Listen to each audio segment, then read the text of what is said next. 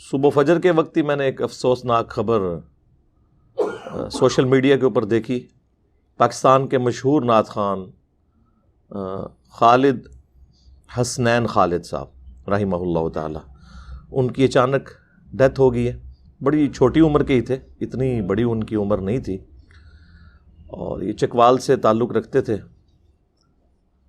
اور نعت خوانی کی فیلڈ میں میرا خیال ہے بہت کم وقت میں جن لوگوں نے عروج حاصل کیا ان میں سے ایک تھے. وہ ایک ہفتے سے ایک ہاسپٹل میں اسلام آباد میں زیر علاج تھے.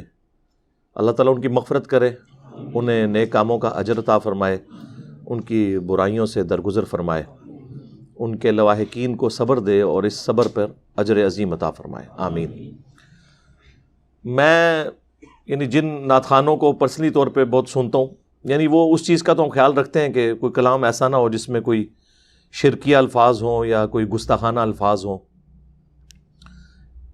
ان کی ایک حمد جو ہے نا، میں بندہ عاصی ہوں گنہگار ہوں مولا، یہ ان کی زبردست آپ سمجھ لیں دعائیہ نظم، جس کی وجہ سے انہیں زیادہ فیم حاصل ہوا. آپ یوٹیوب کے اوپر جا کے لکھیں تو انشاءاللہ تعالیٰ آپ اسے سن سکتے ہیں. اور بلکہ اویس رضا قادری صاحب اور یہ دونوں ایک دفعہ ایک مجلس میں اکٹھے تھے، تو وہ کہنے لگے کہ کسی نعت یا کلام کے بارے میں ڈسکشن ہو رہی تھی پیر نصیر الدین نصیر صاحب کے رحمہ اللہ تعالی. تو اویس رضا قادری صاحب کہنے لگے کہ یہ مجھ سے بہتر پڑھتے ہیں وہ کلام.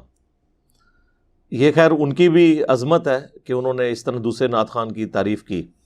عموماً تو لوگ ایک دوسرے کی تعریف کرتے ہوئے کنجوسی سے کام لیتے ہیں، اور حقیقت بات ہے جتنا اللہ تعالیٰ نے انہیں ملکہ دیا تھا، ان کی آواز جتنا وہ بلند کر لیتے تھے، پچ کو، فریکوینسی کو، اور جو کنٹرول کرتے تھے، اور دونوں طرف سے ایک جو ہمارا پرانا انداز ہے نعت خوانی کا کلاسیکل، ذرا سلو پچ کے اندر سلو فریکوینسی میں، وہ بھی بڑے اچھے طریقے سے وہ پڑھ لیتے تھے.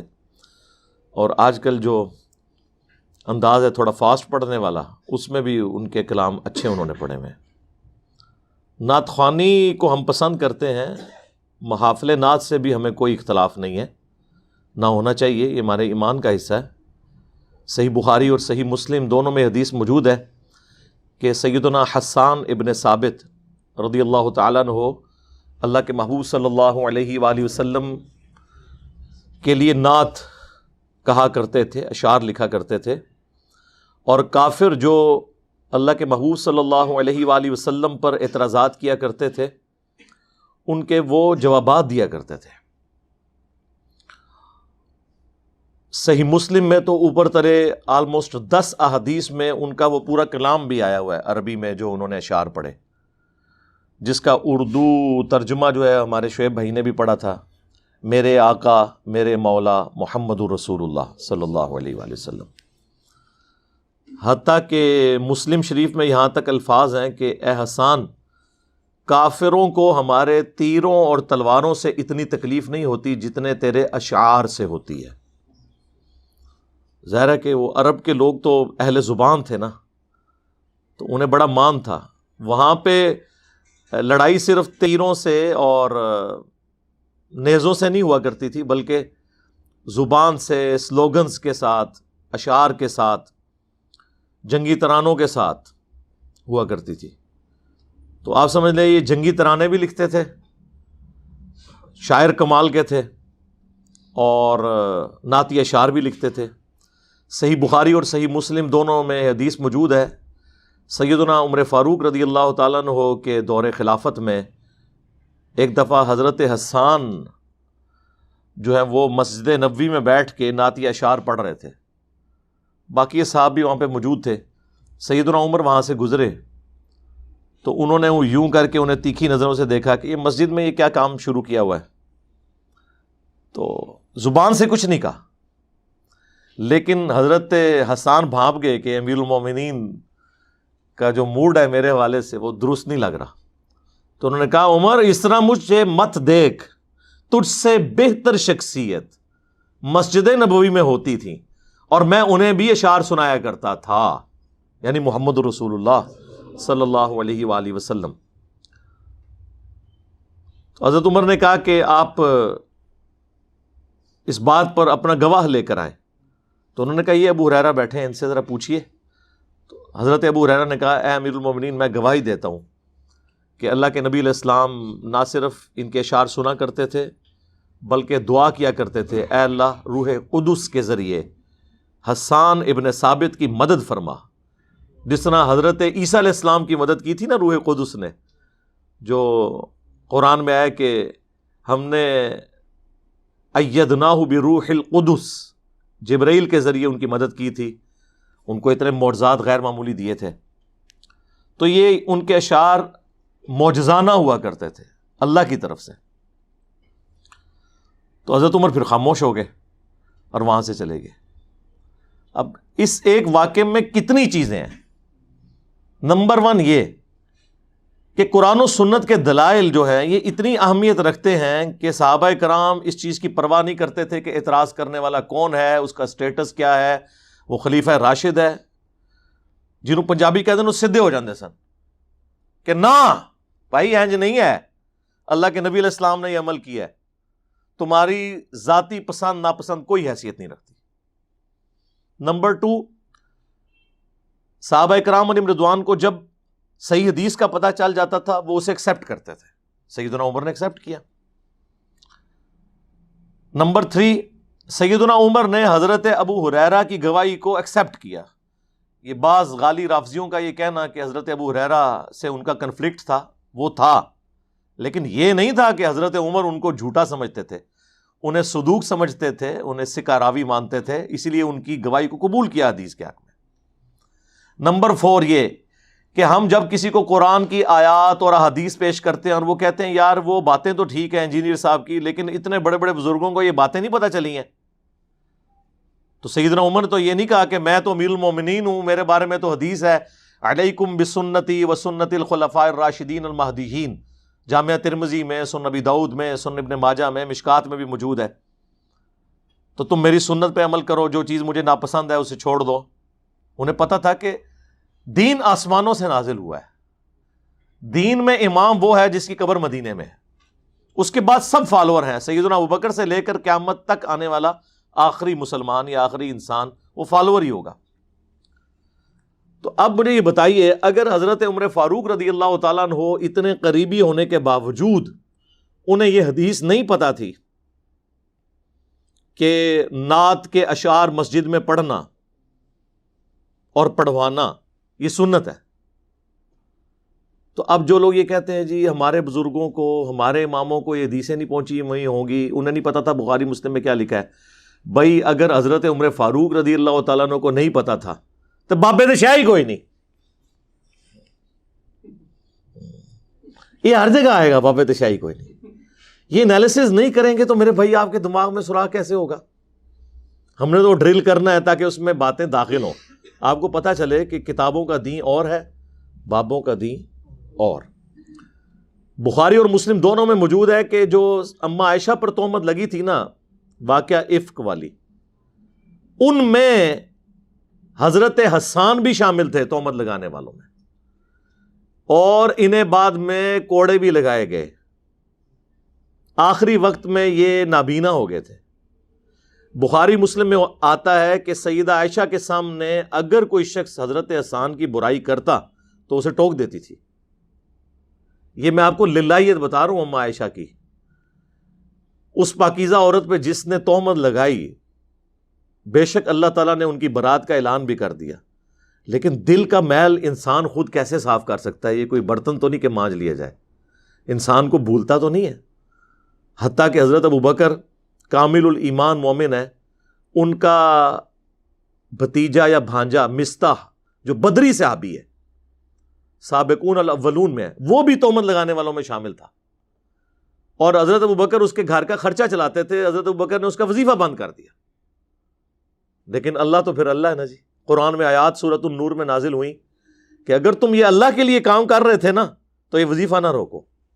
اختلاف اپنی جگہ، اختلاف بھی کوئی چھوٹا موٹا نہیں، جس کی بیٹی پہ تہمت لگائی ہوئی ہو اور اسٹیبلش بھی ہو جائے اور اللہ بھی کہہ دے کہ یہ بہتان عظیم ہے. ھذا بہتان عظیم. پھر بھی اللہ تعالیٰ کے آپ ٹالرنس کا لیول دیکھیں کہ نہیں، وظیفہ اللہ کے لیے دے رہے تھے، وہ اسی طریقے سے جاری رہے گا، اگرچہ اس کا عمل برا ہے، 80 کوڑے بھی لگے قذف والے اس ایشو کے اندر، لیکن کہا وظیفہ نہیں بند کرنا. حضرت ابوبکر نے فوراً کہا سمعنا وأطعنا، ہم تو سننے والے اور ماننے والے ہیں. وظیفہ دوبارہ مصداق کا شروع کر دیا. یہ ان کے اندر للہیت تھی. یہاں بھی ہم سے لوگ کہتے ہیں جناب یہ کیسے ہو سکتا ہے کہ انجینئر صاحب اتنا اختلاف رکھتے ہیں، اس کے باوجود کہتے ہیں نمازیں ان کے پیچھے پڑھو، جمعے ان کے پیچھے پڑھو، چندے ان کو دو. بھئی ہو سکتا ہے، ہم صدیقی ہیں، ہماری تربیت تو صحابہ والی ہوئی ہے کہ اختلاف رائے اپنی جگہ، جو کام آپ اللہ کے لیے کر رہے ہیں وہ کرتے رہے. چندہ آپ اللہ کے لیے دے رہے تھے نا، دیتے رہے. حضرت ابوبکر کی بیٹی پہ تہمت لگی، ان کو اللہ نے کہا کہ نہیں وظیفہ نہیں بند کرنا، وہ تو تم اللہ کے لیے کر رہے ہو، ٹھیک ہے تمہیں تکلیف پہنچی ہے، لیکن اللہ سے اوپر کوئی نہیں ہو سکتا. اللہ از دا ٹاپ پرائورٹی، اللہ ترجیح اول ہے. قل ان صلاتی و نسکی و محیای و مماتی للہ رب العالمین. اے نبی تم فرماؤ کہ بے شک میری نماز، میری قربانی اور میرا جینا اور میرا مرنا سب اللہ کے لیے. یہ انسان کا لیول ہونا چاہیے کمٹمنٹ کا. تو بخاری مسلم میں آتا ہے کہ حضرت حسان کے بارے میں کوئی اس طرح بات کرے تو اما عائشہ اسے ڈانٹتی تھیں اور کہتی تھیں کہ حسان کے بارے میں کوئی ایسی بات نہ کرو، حالانکہ حسان ان پہ تہمت لگانے والوں میں شامل تھے. کیوں؟ ان کے لیے ٹاپ پرائورٹی اللہ اور اس کے محبوب تھے اما عائشہ کے لیے. تو پھر اما عائشہ کہتی تھی اس لیے کہ جب نبی صلی اللہ علیہ وآلہ وسلم کے بارے میں کافر غلط زبان استعمال کرتے تھے تو یہ حسان ہی تھا جو ان کو پھر تیکھے باتوں کا جواب دیا کرتا تھا اپنے اشعار کے ذریعے. تو چونکہ اس نے نبی علیہ السلام کا دفاع کیا ہے، لہذا سیدہ عائشہ یہ سمجھتی تھی کہ حسان کا احسان وہ مجھ پہ بھی ہے، پوری امت پہ ہے. آج دیکھیں جہاں بھی نعت خوانی کی بات ہوتی ہے حضرت حسان کا ذکر ہوتا ہے، الحمدللہ رضی اللہ تعالیٰ عنہ وعلیہ السلام. تو اما عائشہ کے اس عمل سے یہ چیز ثابت ہوئی کہ آپ کے اندر للہیت ہونی چاہیے. آپ اپنی ذات سے باہر نکل کر اللہ اور اس کے محبوب صلی اللہ علیہ وآلہ وسلم کی نسبت سے سوچیں. بہرحال وہ نعت کی طرف آئیں. نعت سے بات کہاں سے کہاں نکل گئی. تو نعتیں میں بھی شوق سے سنتا ہوں. ہم نے تو بلکہ اس پلیٹ فارم سے کئی دفعہ کلام پڑھوا کے وہ ویڈیوز اپلوڈ کی اپنے شعیب بھائی کی. پلے لسٹ اس کی اویلیبل ہے، لیکن اس میں پھر ہمیں چھانٹی کرنی پڑ جاتی ہے. بعض اوقات اشعار ایسے ہوتے ہیں جو مناسب نہیں ہوتے. شعراء کے بارے میں تو پوری صورت ہے نا، سورہ الشعراء، اس کے آخر میں جا کے یہ آیات آتی ہیں کہ شعراء زیادہ تر جو ہے وہ گمان کی پیروی کرتے ہیں اور یہ ہر وادی میں گھومتے ہیں، مگر اللہ نے ایکسیپشن دی کہ جو مومنین ہیں ان کی ایکسیپشن ہے. یہ نہیں کہ سارے اشعار ہی کنڈیم کیے گئے ہیں. میرے شاعری کے اوپر بھی ویڈیو ریکارڈڈ موجود ہے کہ اشعار کو پسند بھی کیا ہے نبی علیہ السلام نے. بخاری مسلم میں حدیث ہے آپ نے ایک مجلس میں 100 کے قریب اشعار صحابہ سے سنے. آپ صلی اللہ علیہ وآلہ وسلم پسند فرماتے تھے. ہاں جو غلط قسم کے اشعار ہیں، شرکیاں ہیں، ولگر قسم کے ہیں، وہ اشعار منع ہے. خود فی البدی آپ علیہ السلام کی مبارک زبان سے جو جنگی اشعار کے طور پر وہ شعر بخاری مسلم میں آتا ہے نا، ان النبی لا کذب، میں نبی ہوں، یہ کوئی جھوٹی بات نہیں ہے، میں عبد المطلب کا بیٹا ہوں. تو یہ فی البدی آپ کی مبارک زبان پہ غزوہ حنین کے موقع پر جاری ہوا اور آپ یہ پڑھتے ہوئے آگے چلے گئے. تو شاعری سے کوئی اختلاف نہیں ہے، وہ اشعار قرآن و سنت کے مطابق ہونے چاہیے، اس میں کوئی تحقیر کا پہلو نہ آ جائے. اور یہ انداز جو ہے وہ اتنا افیکٹو ہے کہ قرآن میں بھی آپ دیکھ لیں شاعری تو نہیں ہے لیکن آلموسٹ ایک ردم کے ساتھ تو ہیں. بعض صورتیں تو اتنی زبردست ردم میں ہیں کہ آپ چلیں انہیں نظم نہیں لیکن آزاد نظم کا تو سٹائل اس میں موجود ہے. سورۃ الفاتحہ ہی دیکھ لیں، اگر یہ اس طرح ردم نہ ہوتا تو آپ ترنم کے ساتھ سورہ فاتحہ اور قرآن پاک پڑھ ہی نہیں سکتے تھے جو آپ قاریوں کا سنتے ہیں. اور بعض تو اتنی پرفیکٹ ہیں کہ وہ پورے ایک ڈیوائن میوزک جسے ڈاکٹر اسرار صاحب کہتے تھے، ملکوتی غنا. صحیح بخاری میں حدیث ہے جو ترنم کے ساتھ قرآن نہ پڑھے وہ ہم میں سے نہیں ہے، یا اپنی اہتمام سے پڑھنا ہے. الرحمن علم القرآن خلق الانسان علمہ البیان. اب یہ آپ سمجھ لیں ایک ٹون پہ چل رہا ہے، اگرچہ یہ چھوٹے بڑے ہیں، آزاد نظم والا سٹائل ہے، لیکن بہرحال ایک ربط ہے اس کے اندر. تو یہ ایک افیکٹو انداز ہے. لیکن اشعار جو ہیں وہ شرکیہ نہ ہوں، دوسرے انبیاء کی توہین اس میں نہ ہو. اب مجھے یہ کلام بڑا پسند ہے، مصطفیٰ جان رحمت پہ لاکھوں سلام. ہم نے یہاں پہ پڑھوایا بھی ہے، باقاعدہ اس کی چھانٹی کر کے اشعار اس میں سے کافی بہتر جو تھے وہ پڑھوائے. لیکن اسی کے اندر اب ایک شعر ہے، کس کو دیکھا یہ موسیٰ سے پوچھے کوئی، آنکھ والوں کی ہمت پہ لاکھوں سلام. اب یہ حضرت موسیٰ علیہ السلام کو ایک قسم کا کمپیئر کروایا گیا نبی علیہ السلام کے ساتھ، کہ اللہ کے محبوب صلی اللہ علیہ وآلہ وسلم نے اللہ تعالیٰ کی زیارت کی بقول اعلیٰ حضرت کے. ہمارے نزدیک تو جامعہ ترمذی میں اور مسند احمد میں اور مشکات میں بھی حدیث موجود ہے، خواب میں نبی علیہ السلام کا اللہ کو دیکھنا ثابت ہے. شب معراج والا ایشو ڈیفرنٹ ہے. خیر اس بحث سے قطع نظر، اس پہ میری ویڈیو بھی ہے، کیا نبی صلی اللہ علیہ وآلہ وسلم نے اللہ کو دیکھا ہے؟ تو وہ یہ کہتے ہیں کہ نبی صلی اللہ علیہ وآلہ وسلم نے تو اللہ کو دیکھا اور موسیٰ علیہ السلام جو ہے وہ اس تجلی سے بے ہوش ہو گئے. اب یہ جو کمپیریزن ہے نا، یہ اللہ کے نبی کو ناپسند ہے، سخت ناپسند ہے. حتیٰ کہ بخاری اور مسلم میں ایک حدیث ہے کہ ایک یہودی اور مسلمان کا جھگڑا ہوا. یہودی نے کہہ دیا کہ اللہ نے موسیٰ علیہ السلام کو تمام جہان والوں پہ فضیلت دی ہے. مسلمان نے کہا کہ اللہ تعالیٰ نے محمد رسول اللہ صلی اللہ علیہ وآلہ وسلم کو تمام جہان والوں پہ فضیلت دی ہے. بس اسی تکرار کے اندر مسلمان نے تماچا رسید کر دیا اس یہودی کے. وہ شکایت لے کے نبی علیہ السلام کے پاس آ گیا. اب مجھے بتائیں اسی قسم کی ایکٹیویٹی آج ہو اور کوئی شکایت لے کسی مولوی کے پاس چلا جائے، انہیں کہنا تن سے جدا. اللہ کے نبی علیہ السلام نے جب بات سنی تو آپ نے الٹا مسلمان کو ڈانٹا. آپ فرمایا یہ تم نے کیوں ایسی بات کی ہے؟ مجھے یونس علیہ السلام پہ بھی فضیلت مت دو. یہ وہ واحد پیغمبر ہیں جن کے اوپر اتنا سخت عتاب اللہ تعالیٰ کا قرآن میں آیا. سورہ الصافات میں آیا کہ اگر یونس مچھلی کے پیٹ میں ہم سے اس طریقے سے معافی طلب نہ کرتے، وہ تسبیح نہ کرتے جو سورۃ الانبیاء میں آئی ہے، لا الہ الا انت سبحانک انی کنت من الظالمین، تو پھر مچھلی کے پیٹ سے اسی دن نکلتے جس دن مردے قبروں سے اٹھائے جائیں گے. اب اس سے آپ اللہ کے غصے کا، جلال کا اندازہ لگا سکتے ہیں. اور نبی علیہ السلام کیا فرما رہے ہیں؟ مجھے یونس پہ بھی فضیلت مت دو جن پہ اللہ کا اتنا عتاب بھی تھا. اور تم موسیٰ علیہ السلام کی بات کر رہے ہو. پھر حضور علیہ السلام نے حضرت موسیٰ کی ایک جزوی فضیلت اپنے اوپر بتا دی. آپ نے فرمایا کہ قیامت کے دن جب مجھے اٹھایا جائے گا سب سے پہلے میں دیکھوں گا کہ موسیٰ علیہ السلام مجھ سے پہلے ہی اللہ کے عرش کے پائے کو تھامے ہوئے کھڑے ہوں گے. اب مجھے نہیں پتا کہ ان پہ قیامت کی بے ہوشی طاری ہوئی ہے یا نہیں ہوئی، اس بے ہوشی کے سبب جو دنیا میں ایک دفعہ وہ ہو چکے. سورۃ الاعراف کی آیت نمبر 143 میں آتا ہے نا، جو انہوں نے اللہ کو دیکھنے کی خواہش ظاہر کی تھی، پھر پہاڑ پر تجلی پڑی اور وہ بے ہوش ہو گئے انڈائریکٹ اس تجلی سے.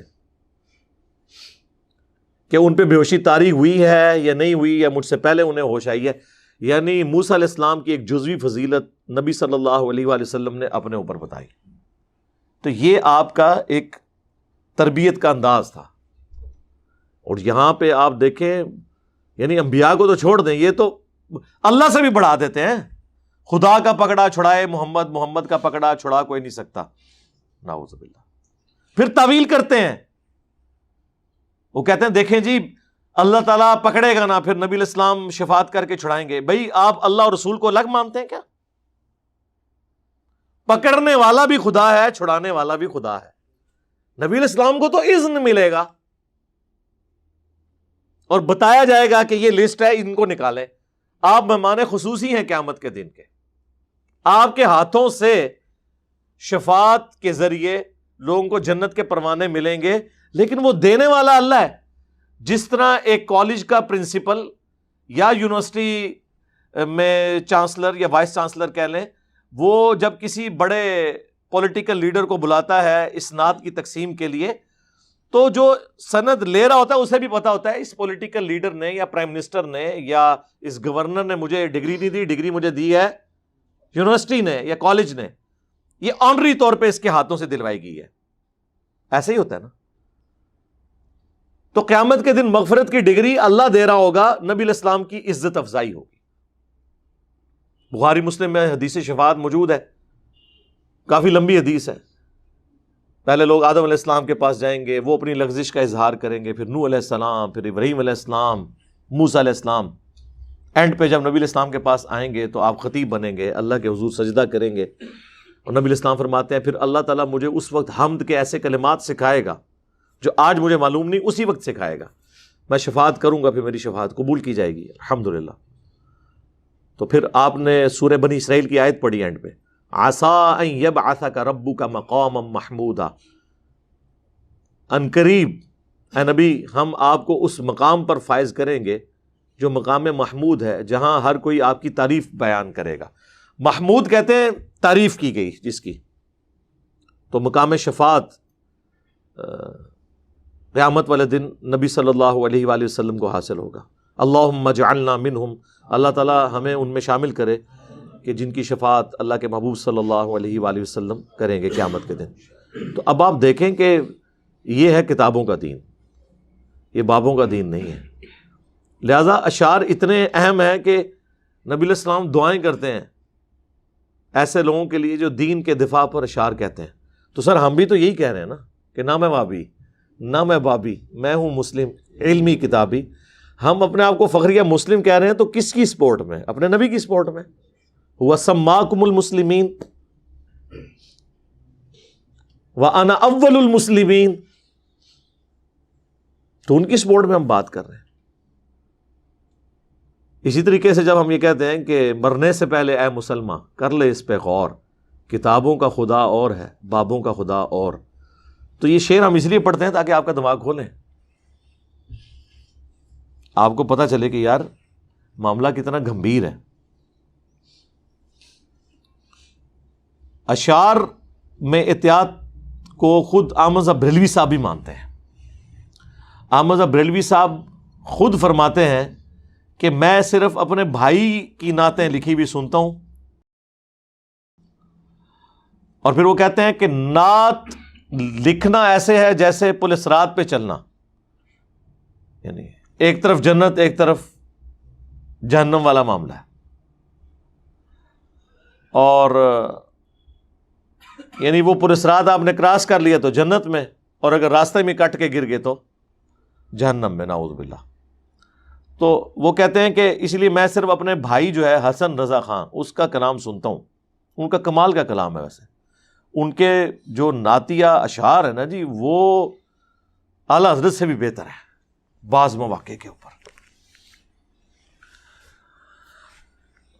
تو انہوں نے قیامت کے نقشے کے اوپر ایک پوری نظم لکھی ہے، تیرا نام جب مصیبت میں لیا ہوگا. وہ قیامت کے دن کا انہوں نے نقشہ کھینچا ہے کہ نبی علیہ السلام کس طرح گناہگاروں کی شفاعت کر رہے ہوں گے، کبھی پولیس رات پہ جا رہے ہوں گے. کلاس کی ان کی وہ شاعری ہے. تو پھر اعلیٰ حضرت خود کہتے ہیں کہ یہ شاعری اتنا خطرناک معاملہ ہے کہ ذرا سا ایشو آ جائے تو شرک، اور ذرا سا دوسری طرف ایشو بن جائے تو پیغمبر کی شان میں گستاخی. اس لیے بڑی احتیاط کرنی پڑتی ہے. یہ وہ چند مواقع ہیں جہاں پہ اعلیٰ حضرت نے شرک کا لفظ استعمال کیا ہے، ورنہ شرک تو ختم ہو چکا ہوا ہے. تو یہاں اعلیٰ حضرت بھی مانے کہ شرک ختم نہیں ہوا، نعت میں شرک ہو سکتا ہے. جب صحیح بخاری میں حدیث ہے، دیکھنا میری شان کو اس طرح بلند نہ کرنا جس طرح نصارہ نے اپنے پیغمبر کو بڑھا دیا اور ڈیوینٹی میں کلیم کر دیا عیسیٰ ابن مریم کو. میں اللہ کا بندہ اور اس کا رسول ہوں، مجھے اللہ کا بندہ اور اس کا رسول ہی کہنا عز و جل و صلی اللہ علیہ وآلہ وسلم. 2007 کی بات ہے، 22 مارچ 2007، مجھے ڈیٹ بھی یاد ہے. ہم لوگ اپنے آفیشیل کام کے سلسلے میں بلوچستان گئے تھے. واپسی میں کراچی مفتی منیب الرحمان صاحب کے مدرسے میں رکنا پڑا. مفتی صاحب کو ملنے کے لیے نہیں، ان کے مدرسے میں جو شیخ الحدیث تھے، میں اپنا استاد مانتا ہوں انہیں، غلام سو سعیدی صاحب رحمہ اللہ تعالیٰ، اللہ تعالیٰ ان کی غلطیوں سے درگزر فرمائے، انہیں نیک کاموں کا اجر عطا فرمائے. شرح صحیح مسلم انہوں نے لکھی ہے. بریلویوں میں آپ سمجھ لیں بڑے محققین میں سے تھے وہ. شرح صحیح مسلم میں نے 2001 میں انجینئرنگ یونیورسٹی سے فارغ ہونے کے بعد پہلی دفعہ پڑھی تھی، تو اس سے میرا دماغ کھلا. انہوں نے اس شرح کے اندر احمد رضا بریلوی صاحب سے بھی اختلاف کیا ہوا ہے. تو غلام سو سعیدی صاحب یعنی اتنے اپرائٹ بندے تھے، تو ان سے میں ملنے گیا تھا. تو وہاں پر مفتی منیب الرحمان صاحب سے ملاقات ہو گئی. انہیں جب پتہ چلا اس طرح اسلام آباد سے آئے ہیں اور ایک حساس ادارے میں ہیں، تو وہ پھر گپ شپ کرنا شروع ہو گئے. پھر مجھے کہنے لگے انجینئر صاحب میں تو محفل نعت میں جاتا ہی نہیں ہوں. اس وقت میں یہ والا انجینئر نہیں تھا، یہ ذہن میں رکھیے گا، ہاں ورنہ تو وہ نہ ملتے. ایک عام انجینئر کے طور پر تو مجھے، اور میں ان سے یہی رونا رو رہا تھا کہ ہمارے بریلوی مکتب میں مطلب کس قسم کی یعنی مشرکانہ عقائد اور نظریات اور بدعات آ چکی ہیں. تو مفتی صاحب کہنے لگے انجینئر صاحب میں تو محفل نعت میں جاتا نہیں ہوں، اس کی وجہ یہ ہے کہ یہ شرکی اشعار پڑھتے ہیں. میں حیران ہو گیا، شرک کا لفظ ایک بریلوی کے منہ سے. تو میں نے کہا جی اچھا کون سا شعر کہتے ہیں؟ یہ جو پڑھتے ہیں خدا کا پکڑا چھڑائے محمد، محمد کا پکڑا چھڑا کوئی نہیں سکتا. یہ شان الوہیت اور شان رسالت کا تقابل کرواتے ہیں. یہ الفاظ تھے مفتی صاحب کے. کہتے ہیں اللہ اور اس کے رسول کا مقابلہ کروا رہے ہیں کہ اللہ پکڑ لے اور رسول اللہ چھڑوا لیں گے. کیا یہ دو پلوانوں کی لڑائی ہو رہی ہے؟ بھئی پکڑنے والا بھی اللہ ہے، چھڑانے والا بھی اللہ ہے. نبی علیہ السلام کے ذریعے چھڑوائے گا، رسول اللہ دھون سے تو کسی کو نہیں بخشوا سکتے. تو کہتے ہیں اب یہ اشعار جہاں پہ پڑھے جا رہے ہوں. پھر انہوں نے اور بھی ذکر کیا کہ یہ دیکھو اتنے عشق میں آگے چلے جاتے ہیں. یہ کہتے ہیں ہمیں عذاب قبر سے نہ ڈراؤ، قبر میں تو رسول اللہ تشریف لائیں گے. ان سے پوچھو کہ عذاب قبر سے تو خود رسول اللہ ڈرا کے گئے ہوئے ہیں، تو یہ تم رسول اللہ کو اشعار سنا رہے ہو کہ ہمیں عذاب قبر سے نہ آپ ڈرائے، قبر میں تو رسول اللہ آئیں گے. ان کا کہ قبر کے عذاب سے ڈرا کے کون گیا ہوا ہے؟ نبی علیہ السلام ہی ڈرا کے گئے نا. تو انہوں نے عمل کرنے کوئی نہیں ہوتے، اور نعت خواں جو ہے نا وہ بے عملی اس طریقے سے لوگوں میں ترویج پاتی ہے ان کی وجہ سے. لیکن یہ باتیں انہوں نے مجھ سے کی ہیں، ہاں یہ ذہن میں رکھیے گا. اگر انہوں نے پبلکلی کی ہوتی تو ٹی ایل پی کا دھرنا تو نہ ختم کروا سکتے پھر. ہاں ظاہر ہے وہ پبلک میں سے ختم ہو جاتی ہے، یہ ذہن میں رکھیے گا.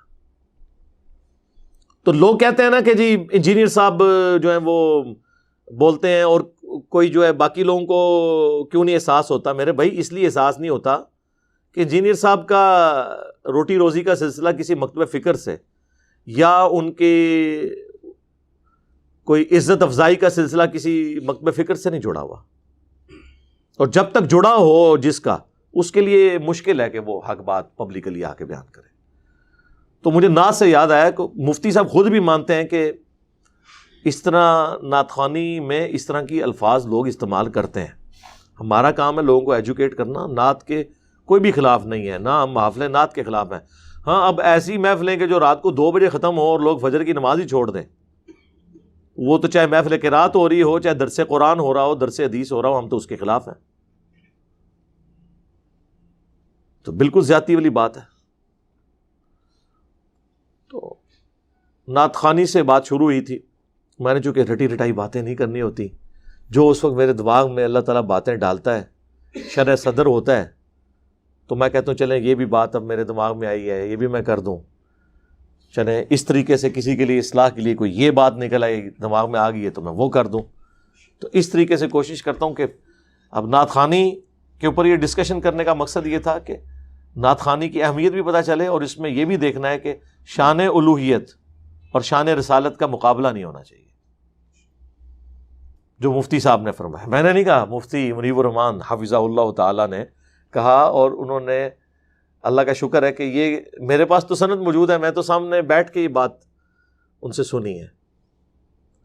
اور یہ یقین کریں علماء اپنی عوام سے بہت ڈرتے ہیں، بہت زیادہ ڈرتے ہیں، اس لیے کہ عوام تو اتنی وائلنٹ ہوئی ہے کہ وہ اپنے علماء کا بھی خیال نہیں رکھتی. اس لیے آپ دیکھیں اکیلے میں ان سے مسئلہ پوچھیں، کوئی اور بات آپ کو بتائیں گے، پبلکلی کہتے ہیں کیوں مروان لگے ہو. اب مجھے بتائیں اگر قوم کا لیڈر بھی یہ کہے کہ کیوں مروان لگے ہو، تو اس قوم کے اوپر آپ پھر 4 نہیں 5 تکبیریں پڑھ لیں، کیونکہ لیڈر نہیں تو فرنٹ سے لیڈ کرنا ہوتا ہے.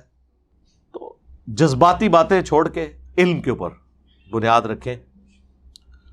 یہی ہمیں بتایا گیا ہے. ایتونی بکتاب من قبل ھذا، ایتونی بکتاب من قبل ھذا او اثارۃ من علم ان کنتم صادقین. اے نبی ان سے فرماؤ مجھ سے بحث کرنی ہے، قرآن کو نہیں مانتے تو قرآن سے پہلے جو کتابیں اور پیغمبروں پہ نازل ہوئی وہ لے آؤ.